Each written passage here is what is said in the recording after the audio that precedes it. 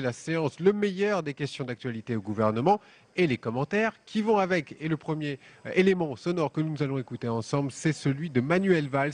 Vous allez l'entendre, le Premier ministre, qui s'en prend bien évidemment à la droite, qui accuse d'augmenter les impôts contre les dotations de baisse aux communes. Écoutez.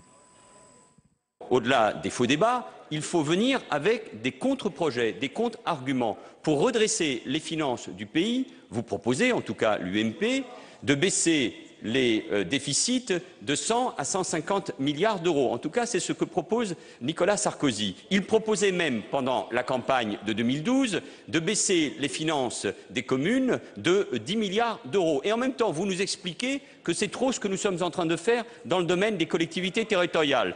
Il faut que vous expliquiez devant les Français combien de postes d'enseignants vous voulez supprimer. Il faut que vous expliquiez devant les Français combien de postes de militaires vous voulez supprimer. Il faut que vous expliquiez devant les Français combien de policiers et de gendarmes vous voulez supprimer. Il faut que vous expliquiez devant les Français combien de services publics dans les départements ruraux vous voulez supprimer. Au lieu de faire une campagne démagogique sur ce sujet-là, dites, Monsieur Bizet, vous et vos amis, enfin la vérité sur votre programme en matière de réduction des déficits publics.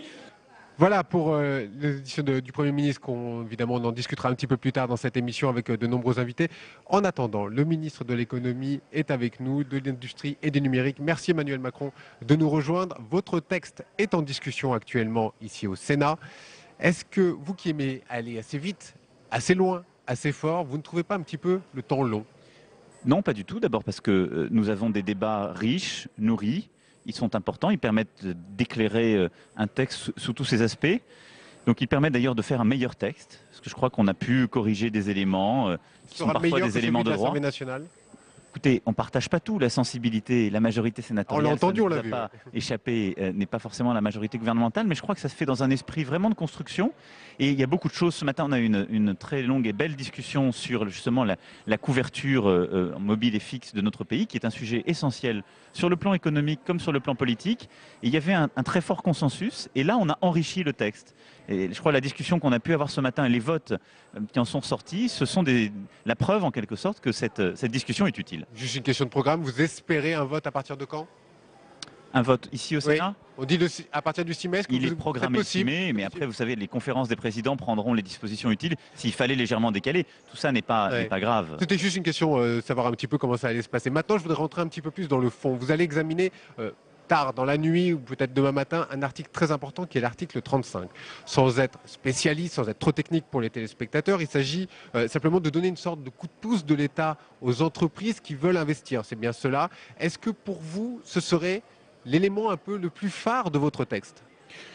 J'ai coutume de dire que si la croissance de l'activité en France pouvait repartir avec une mesure, je pense que collectivement, nous l'aurions vu depuis bien longtemps et nous l'aurions prise. Je crois que c'est donc une série de mesures et c'est surtout à tous les secteurs qu'il faut s'attacher. Et donc je crois que ce texte a cette pluralité, cette richesse qui en fait la force. Mais cette mesure, qui est une mesure de suramortissement de l'investissement productif des entreprises, qui permet quand on investit 100 dans une machine, dans un logiciel, dans un élément qui est nécessaire pour produire mieux, plus, ou pour renouveler votre matériel, quand vous investissez 100, vous pouvez déduire 140 de vos impôts. Donc c'est un vrai coup de pouce fiscal pour inciter à investir. Pourquoi? Parce que notre économie en a besoin et c'est un élément pour accélérer la reprise. Cette mesure, elle est très importante pour notre économie à court terme, à moyen terme. C'est un accompagnement conjoncturel, un élément d'accélération pour notre économie, mais il fait partie de cet ensemble et il prend pleinement sa part dans ce deuxième titre de la loi qui s'appelle Investir. Alors justement, cet article, il vient un petit peu plus tard, c'était pas prévu dans la loi, ça vient après les annonces du Premier ministre. Tout à fait. Annonce qui était aussi, on imagine, un petit peu poussée par Martine Aubry. Est-ce qu'on peut dire que vous avez été là un petit peu poussé par votre gauche, par votre aile gauche? Non, vous savez, si vous regardez bien mes déclarations, ça fait bien longtemps que je dis qu'il faut relancer l'investissement privé. Oui. D'abord, je ne mettrai pas de politique inutilement dans cette affaire. Cet article est passé hier en commission spéciale. Il a fait l'objet d'un vote unanime, ce qui montre à quel point il y a un consensus politique. Ce n'est pas une mesure de gauche ou de droite. C'est une mesure de bon sens et d'efficacité économique.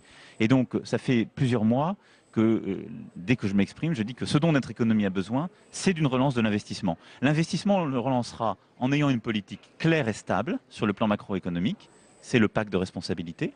En faisant les réformes, en modernisant notre économie, c'est l'ensemble des mesures qu'on prend et ce que cette loi porte. Et puis, il fallait quelques coups de pouce ce suramortissement fiscal Il en en fait fait partie. partie. Vous imaginez une loi votée à partir de quand il y aura la deuxième lecture à l'Assemblée nationale? Tiens d'ailleurs, est-ce que vous imaginez échapper au 49.3 à l'Assemblée? Vous savez, moi je pars toujours dans le débat parlementaire avec la volonté de convaincre, d'enrichir. Donc je ne suis jamais parti avec la volonté de passer en force. Donc le débat aura lieu ici, il y aura une nouvelle lecture en effet à l'Assemblée puis au Sénat, et je pense qu'on aura le vote final d'ici l'été. Les décrets sont prêts? Les décrets sont en train d'être préparés. Il faudra combien de temps pour que votre loi, qui est Toutes les censée mesures. être un symbole, puisse être appliquée, qu'on voit les premiers effets? Écoutez, moi ma volonté c'est que toutes les mesures qui sont d'application directe puissent l'être donc dès l'été. Les décrets les plus importants qui sont de mon ressort sont en train d'être préparés pour que, entre l'été et le début de l'automne, on puisse voir entrer en application cette loi. Et j'ai pris l'engagement que d'ici la fin de l'année, tous les décrets seraient pris. Deuxième question, on va aller un petit peu sur un autre débat. Vous savez, vous êtes beaucoup exprimé, notamment sur le rachat par Nokia d'une entreprise française, Alcatel-Lucent. Est-ce que, quelque part, est-ce que vous estimez que vous avez fait preuve de patriotisme économique dans ce rachat? Écoutez, je pense qu'on a fait preuve de ce que j'appelle le volontarisme lucide. Quelle est la situation d'Alcatel? C'est une entreprise franco-américaine, rapprochement d'Alcatel et Lucent, très fragilisée depuis de nombreuses années sur les marchés, qui n'était pas en capacité de prendre le tournant de la 5G et des investissements nécessaires, et qui sortait d'une période de grande fragilité financière, puisque rappelez-vous, il y a un peu plus de 18 mois, elle avait dû gager toute sa propriété intellectuelle pour un prêt de très court terme fait par Goldman Sachs. Donc entreprise fragile. Face à des géants chinois comme Huawei, Alcatel-Lucent n'était pas capable de rebondir. Et donc là, nous avons accepté, nous sommes en train de finir les négociations, mais nous avons accompagné l'entreprise dans une volonté de rapprochement européen avec Nokia, qui est une entreprise finlandaise. Qu'est-ce que ça permet de faire? Oui, après, j'ai une question sur les salariés, bien entendu. Eh bien, je vais tout de suite vous répondre parce que c'est ça la clé de ma préoccupation. Bien sûr. C'est pas d'avoir un fanion français. Vous savez, regardez la réalité aujourd'hui d'Alcatel-Lucent. Le patron, depuis 18 mois, est un Français, Michel Combes. Avant lui, c'était M. Vermeyer, vous ne le connaissiez sans doute pas, il n'était pas français. La quasi-totalité des N-1 sont déjà des étrangers. La quasi-totalité des patrons des différentes lignes de production sont à l'étranger. Donc, Alcatel-Lucent n'est plus une entreprise qui est totalement française. Mais ce que nous voulions faire, ma priorité, c'était que la recherche et développement, que ce qui est le cœur de la valeur de cette entreprise, c'est-à-dire les sites de Lannion, de Villarceau, qui sont les deux grands sites productifs d'Alcatel-Lucent, soit maintenu. L'engagement que nous avons eu de Nokia, l'engagement que Nokia a donné pour qu'on puisse avancer dans cette opération qui était la clé pour nous, c'est qu'il n'y aura pas de baisse de l'emploi en France en totalité et qu'il y aura même un réinvestissement et des réembauches sur les sites de Lannion et de Villarceau. Donc vous pouvez rassurer les salariés aujourd'hui? Je peux rassurer les salariés aujourd'hui et je peux même dire que la France sera le centre d'excellence en innovation, recherche et développement mondial du nouveau groupe. Ce sera le centre d'excellence mondial en matière de télécommunication de ce nouveau groupe, où on fera la 5G, la cybersécurité et ce qu'on appelle les small cells. Emmanuel Macron, vous connaissez Bruno Retailleau, le patron du groupe UMP ici au Sénat. Merci de nous rejoindre. Je termine une petite question avec Emmanuel Macron. Évidemment, si vous voulez poser une question? Non, mais écoutez, il a une coiffure qui est toute fraîche. Et donc, vraiment, c'est important de lui poser les questions. Il est là pour ça, il va vous répondre. D'accord. Parce qu'il faut dire pour vous voulez que je lui pose, Oui, vous voulez que je lui oui, pose bah, une question parce qu'on n'avait pas bien compris. nous passons notre vie ensemble avec Bruno Retailleau, c'est pour ça qu'il a pu mesurer dans l'hémicycle uniquement. Hein. que j'avais pu aller chez le coiffeur à l'heure de la pause méridienne. Bah, vous avez eu le temps, c'est bien. Question sur Google. On a vu que le Parlement européen s'est saisi de la question. Au Sénat aussi, vous n'avez pas soutenu l'amendement qui était prononcé par le Sénat. Est-ce que vous attendez des sanctions du Parlement contre Google? Non, j'ai dit que je soutenais fortement l'initiative qui était prise par le Sénat, que je demandais plutôt un retrait, sinon j'avais un avis défavorable en effet. L'amendement, pourquoi? C'est un soutien prudent. Hein. Non, c'est un vrai soutien, vous le savez, Bruno Retailleau. Pas de fausse politique entre nous deux. Parce que la France a constamment, le gouvernement constamment, a poussé justement la bataille contre Google au niveau européen. Le bon niveau, c'est le bon niveau européen. C'est ce que nous avons fait avec plusieurs acteurs de l'Internet français. La Commission, et je m'en félicite, j'ai vu 2 jours après son arrivée, la commissaire européenne en charge du sujet, elle a pris les sanctions. L'amendement qui était porté ce matin ne marchera pas juridiquement. Donc c'est pour ça que j'étais réticent. La volonté est là, donc je suis totalement en sympathie intellectuelle. L'amendement n'est pas efficace sur le plan du droit et je préfère avoir des armes efficaces. Et donc l'Europe doit nous aider à nous battre contre Google sur le plan de la concurrence et des opérateurs. Nous devons nous protéger le droit des utilisateurs. C'est ce que le gouvernement a déjà pris par une loi l'année dernière. C'est ce que je me suis engagé à renforcer, ce que j'ai déjà renforcé par les contrôles. C'est ça les bons instruments. Dernière toute petite question, il y a un fleuron français qui s'appelle Renault. L'État est rentré avec un peu plus d'argent chez Renault. Ça se joue aujourd'hui. Est-ce que vous avez un problème avec Carlos Ghosn? Pas du tout. D'accord. Carlos Ghosn a la pleine confiance du gouvernement. Sa stratégie, nous la soutenons. Nous sommes à ses côtés. Simplement, le gouvernement a fait voter une loi sur les droits de vote double qui existe dans de nombreux pays. La Suède, pour ne citer qu'elle, et beaucoup d'autres.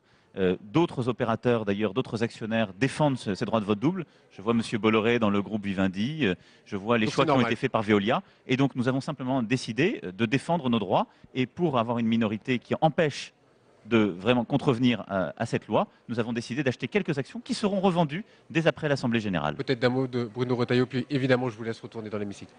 Un mot sur l'amendement sur Internet et sur Google. C'est un amendement que j'avais co-signé avec Catherine Morin-Desailly. C'est un amendement, effectivement, qui n'emporte pas de conséquences juridiques particulières, mais il est extrêmement important parce qu'il a d'ailleurs été voté à la quasi-unanimité. On a besoin d'une volonté politique. Il a fallu 5 années à la commission bruxelloise pour commencer à bouger.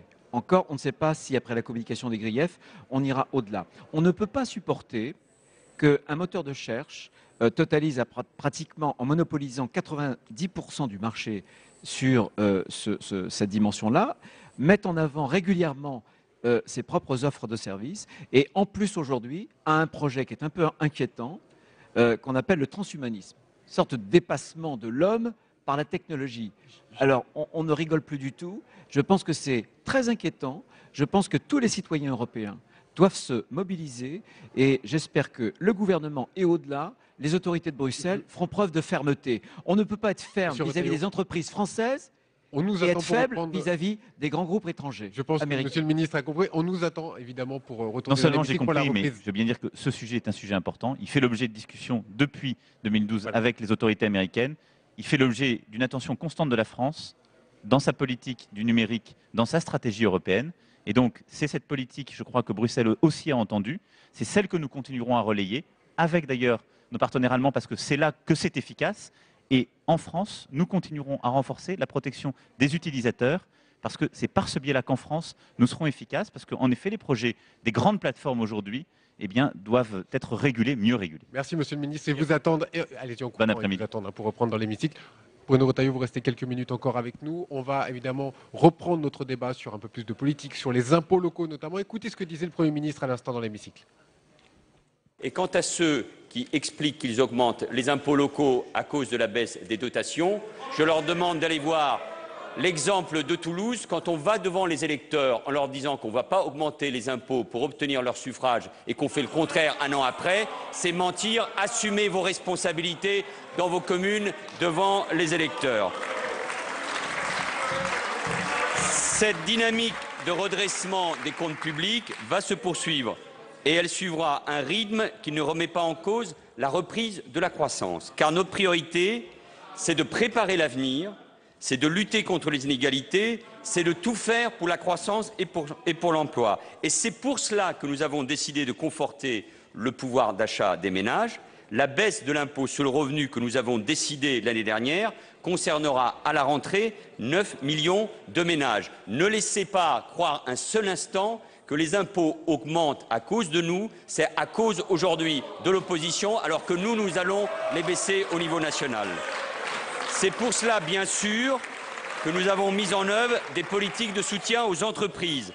Alors, nous reprenons notre débat sur ce plateau. Frédérique Espagnac, sénatrice socialiste, nous a rejoint. Bruno Retailleau, président du groupe UMP, est avec nous également.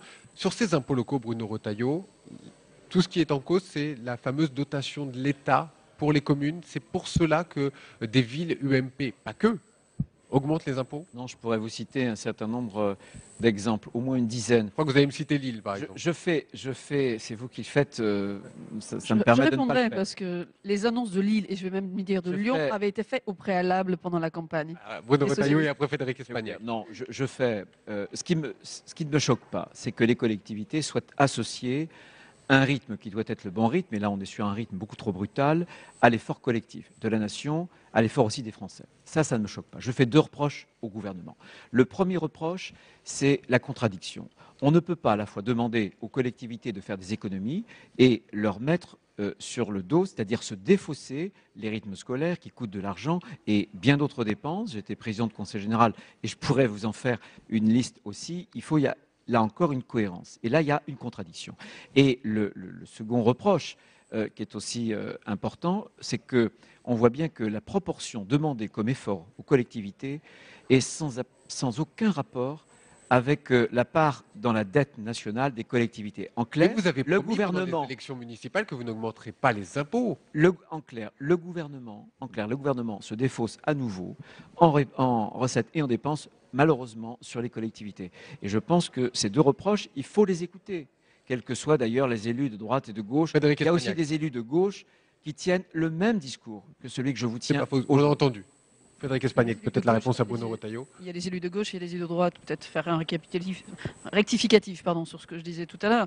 C'est qu'il y a quand même des élus de gauche qui ont assumé et qui assument régulièrement le fait de dire en début de mandat, on fera une augmentation. C'est le cas de Gérard Collomb qui le fait en systématique. Ça a été le cas de Martine Aubry.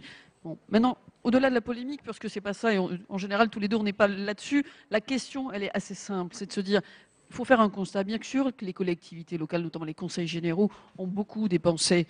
Pourquoi? Parce que l'accompagnement social a été très fort et la nécessité de le faire sur le territoire a été indispensable. Donc ça, c'est une réalité. Après, néanmoins, aujourd'hui, dans la question du fonctionnement de ces collectivités, on doit tous faire des efforts, puisque indéniablement, il faut garder l'investissement, mais dans le fonctionnement, aujourd'hui, on voit bien que des excès ont été faits. On a l'impression quand même que, sempiternelle question du matraquage fiscal qui revient, c'est un peu là-dessus que vous voulez jouer. Le gouvernement dit nous avons abaissé un petit peu les impôts de certaines personnes en France et vous les attaquez sur autre chose. On est dans la politique. Écoutez, non, essayons justement. Alors, pour une fois, Essayons d'aller un petit peu plus loin. On peut le faire ensemble. On peut le faire ensemble. Tout à fait. Est-ce qu'on ne pourrait pas, proposition, inscrire dans la Constitution quelque chose que tous les Français, au-delà des clivages partisans, peuvent comprendre? Celui qui décide paye. Celui qui décide paye. Celui qui décide des rythmes scolaires paye. Celui qui décide d'augmenter sur le RSA, etc., paye. C'est ça un principe de responsabilité.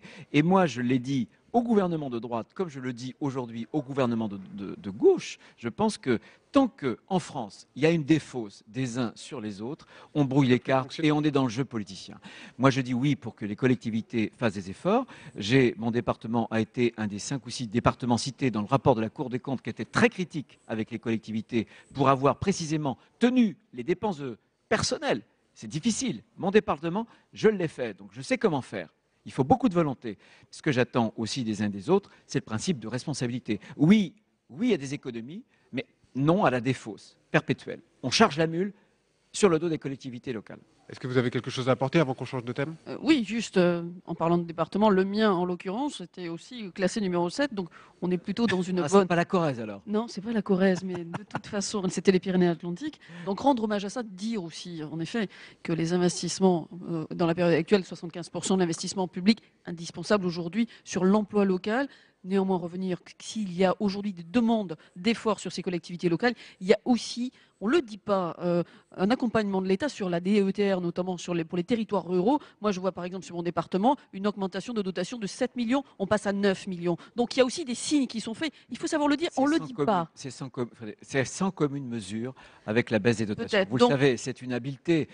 Ça peut être trop technique sur les termes, évidemment. On va rester simple. Enfin, en tout cas, je crois que le Premier ministre a fait une annonce tout à l'heure qui mérite d'être vérifiée, et en tout cas d'écouter en mai pour les collectivités locales. Des propos. Oui, il y a des annonces qui doivent être faites. Tout à fait. Mi-mai ça, les annonces, il n'y a pas de problème. Non, mais en général, quand le Premier ministre... Les annonces, c'était en euros trébuchants, mais Bruno Retailleau, sur les euros, s'il suffisait en l'occurrence, quand le Premier ministre le fait, il le tient. Je crois qu'on peut lui reprocher beaucoup de choses, mais indéniablement pas ça. Allez, il nous reste 2 petites minutes sur ce débat. François Hollande, dimanche, il tient une grande émission de télé sur une chaîne privée. Oui. C'est pour souffler un peu après ces 3 ans à la présidence de l'Élysée. Qu'est-ce que vous allez faire pendant 2 ans qui restent là? Ça va être quoi le message? Écoutez, il y a déjà pas mal de choses qui ont été faites, et je crois qu'on le sait suffisamment. D'accord. Première chose. Deuxièmement, je crois que le message de dimanche est important. C'est un message notamment par rapport à la jeunesse et à un certain nombre de priorités et de perspectives sur les 2 ans, en l'occurrence, puisque je vous rappelle que c'était une de ses priorités. Donc je crois que le message, en tout cas de dimanche, et les propositions qu'il fera sera importante. Et puis, je crois qu'en effet, on a 2 ans pour finir de construire. On avait dit, il l'avait annoncé, on n'aura que 3 ans difficiles et 2 ans où il relâcherait sur un certain nombre de choses en faisant des propositions concrètes. En l'occurrence, c'est ce qui se passera. Et vous, pendant 2 ans, vous allez faire quoi? Écoutez, il a raté ses 3 premières années. Il n'est jamais trop tard pour réussir. Je lui demande de se reprendre. Il a une fenêtre de tir. Elle est exceptionnelle. L'alignement astral, vous savez, avec l'euro peu cher, avec des taux d'intérêt qui sont très très bas, avec le pétrole qui est très peu cher. Il faut en profiter pour enfin faire des réformes qui seront des réformes profondes. C'est ce que je lui demande et je suis prêt à cette condition-là, s'il se lance dans des réformes structurelles pour la France, à soutenir l'effort, parce que c'est un effort pour tous les Français et je lui demande justement d'avoir le courage de faire les bonnes réformes pour les Français. C'est ce qu'il fait. Merci Bruno Retailleau, président du groupe UMP. On vous appelle déjà les Républicains ou pas? Non, pas aujourd'hui en tout cas aux questions. Ça va venir? On verra, on verra. Vous savez, je vais vous dire, j'ai toujours considéré que ce qui est important dans un mouvement politique, c'est les hommes et les femmes. ce sont au-delà des hommes et des femmes, ce sont les idées et les projets. Bon, Voilà. ça va. Merci beaucoup. Merci Frédéric Espagnac, Merci à vous. Bruno Retailleau. Je vous propose d'écouter à présent Jean-Marie Le Guen qui lui aussi est revenu sur les questions économiques au cœur de ce gouvernement. La seule redistribution qui compte pour moi, c'est celle de l'emploi. Voilà, on a un niveau d'emploi qui est inacceptable. On a par ailleurs un pouvoir d'achat, je le signale. Nous sommes un des rares pays occidentaux et c'est la première fois depuis des années et des années que nous avons un pouvoir d'achat qui va croître de 1,5%. Regardez les statistiques qui sont données et arrêtons d'être dans ce discours, pas vous bien sûr, mais un certain nombre de gens qui viennent systématiquement nous parler de problèmes de pouvoir d'achat alors que nous sommes, et d'austérité éventuellement, alors que nous sommes dans un pays où le pouvoir d'achat croît. On va ouvrir une autre page de débat, évidemment, aussi sur l'économie, mais on va aussi parler du droit d'asile. Et avec nous, Éliane Assassi, président du groupe communiste ici au Sénat. Face à vous, François-Noël Buffet, sénateur UMP du Rhône. Vous avez beaucoup travaillé sur le droit d'asile, on va y venir. Juste quelques petites minutes sur l'économie, par exemple sur la loi Macron. Je sais que le groupe communiste a voulu s'exprimer fortement aujourd'hui. Quelle va être votre position sur cette fameuse loi Macron?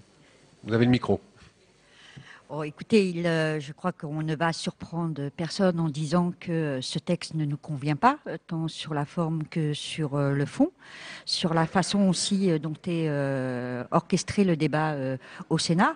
Donc voilà, il y a, enfin, en tout cas, moi je me satisfais qu'au Sénat il y a un vrai débat, un débat de fond, et j'imagine qu'un certain nombre d'élus découvrent le texte, ce qui les amène à intervenir longuement sur des sujets qui sont tout aussi important. On n'a pas encore abordé le travail du dimanche, mais on va y venir. Mais par exemple, sur les professions réglementées, je pense qu'il y a eu un débat très intéressant. François-Noël Buffet, par exemple, sur cet article 35, j'en parlais tout à l'heure avec le ministre Emmanuel Macron, qui va aider, un petit coup de pouce pour les entreprises qui veulent investir. C'est quelque chose que vous pourriez voter, vous, à l'UMP?